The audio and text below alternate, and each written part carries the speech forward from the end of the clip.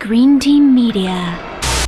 Suzanne created this amazing world that was on the page, and then it's our job as filmmakers to translate that into something visual, and it's a combination of casting and photography and production design and music, and you know, a lot of that was left by Suzanne for Gary to interpret, but she was very generous that way, but she was also extremely collaborative. She was supportive of Gary and his need as an artist to have his own interpretation, but she was there for any question, and it turned out to be a collaboration. She did a lot of archery training, she did a lot of running, a lot of physical training to just get her strength, prepare herself for the physicality of the role, for climbing the trees, for shooting the bow and arrow. So there was a lot of physical work. She was on 8 weeks before we started training for that, just you know, in California, and then came out here and kept going. And once we got in the woods, you really needed that. She's constantly going through the woods, climbing rocks and trees and along rivers, and that physical strength that she was able to fine-tune during pre-production came in really handy.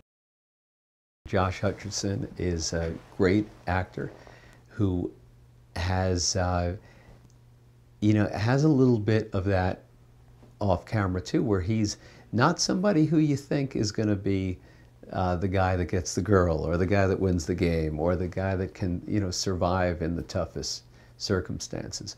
But don't count him out, because he's going to be there at the end, and he's a fighter, and he's scrappy, and he's strong, and he's smart, and he's able to do it.